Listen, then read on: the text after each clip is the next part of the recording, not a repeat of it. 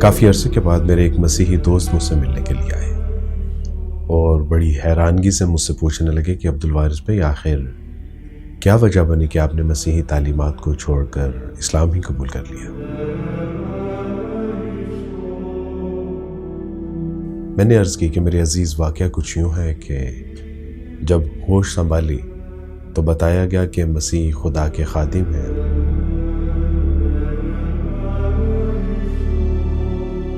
اور پھر کان میں یہ بات پڑی کہ وہ خدا تعالیٰ کے بیٹے ہیں، اور ساتھ ہی یہ بھی بتا دیا گیا کہ وہ محض خدا تعالیٰ کے بیٹے نہیں بلکہ اس کا جز بھی ہیں۔ پھر یہ کہ مسیح خدا میں تجسیم پا چکے ہیں، اور پھر یہ کہ باپ بیٹے روح القدس یہ تین نہیں بلکہ ایک ہی ہیں۔ اور پھر ایک دن پتہ چلا کہ مسیح خود ہی خدا ہے، جیسا کہ مسیحیوں کا عقیدہ ہے کہ جیسس از دا گاڈ۔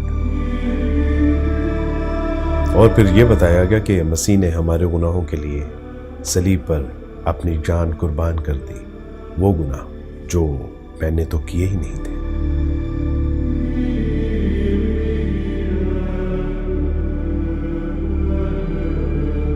مسیح علیہ السلام سے متعلق اتنا دقیق اور الجھا ہوا عقیدہ تصور میں نہیں آتا کہ یہ سب کیا ہے۔ یعنی ایک وقت میں اتنی صفات، وہ خادم بھی ہے، وہ بیٹا بھی ہے، وہ جزء ثلاثہ بھی ہے، اور اس کے ساتھ ساتھ وہ انسان بھی ہے اور خدا بھی ہے، اور خدا ہونے کے ساتھ وہ صلیب پر قربان کر دیا جاتا ہے۔ میں آپ سے سچ کہتا ہوں کہ ان باتوں پر ایمان لانا یا یقین کرنا میرے لیے نہایت مشکل تھا۔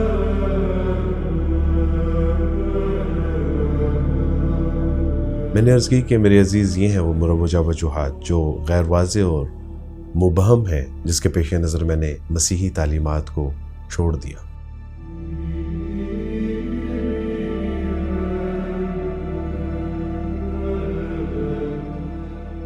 میں سمجھتا ہوں کہ پوری مسیحی قوم کے اوپر اسلام کا یہ احسان ہے کہ مسیح علیہ السلام کا ایک ویسا نقشہ پیش کیا اسلام نے کہ جیسا حقیقت میں مسیح علیہ السلام تھے۔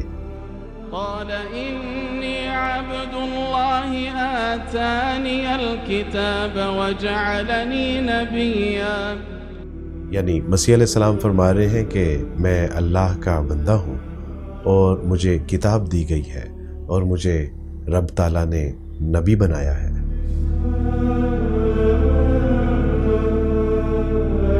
اور ایک دوسرے مقام پر مسیح علیہ السلام کا ارشاد نقل کیا گیا ہے، وَإِنَّ اللَّهَ رَبِّي وَرَبُّكُمْ فَاعْبُدُوهُ هَذَا صِرَاطٌ مُسْتَقِيمٌ۔ بے شک میرا اور تمہارا رب اللہ ہی ہے، بس اسی کی عبادت کرو اور یہی سیدھا راستہ ہے۔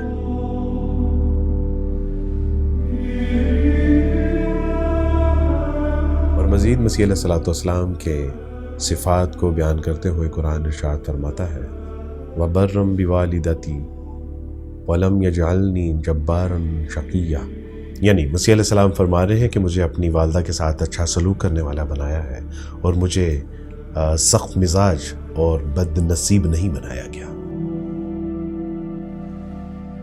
مزید مسیح کے کفارہ صلیب کے بارے میں قرآن ارشاد فرماتا ہے کہ وَمَا قَتَلُوهُ وَمَا صَلَبُوهُ وَلَكِنْ شُبِّهَ لَهُمْ، یعنی مسیح علیہ السلام کو نہ تو قتل کیا گیا اور نہ ہی ان کو صلیب دی گئی، بلکہ ان کا معاملہ مشتبہ کر دیا گیا۔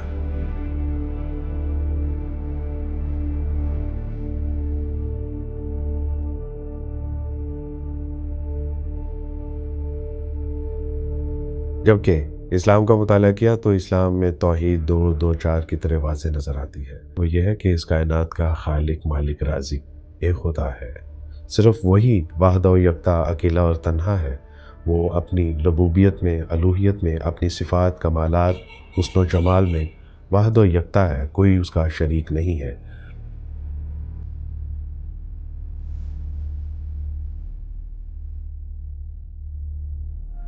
جس کے بارے میں مسیح علیہ السلام فرماتے ہیں کہ خداوند تیرا خدا ایک ہی خدا ہے جس کو اپنے پورے دل، اپنے پوری جان اور اپنی پوری طاقت کے ساتھ محبت ہے۔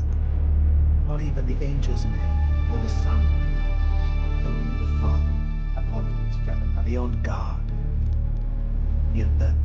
مزید اسلام ایک مکمل ضابطۂ حیات ہے جو نہ صرف دنیا بلکہ آخرت کی کامیابی اور کامرانی کی بھی ضمانت دیتا ہے۔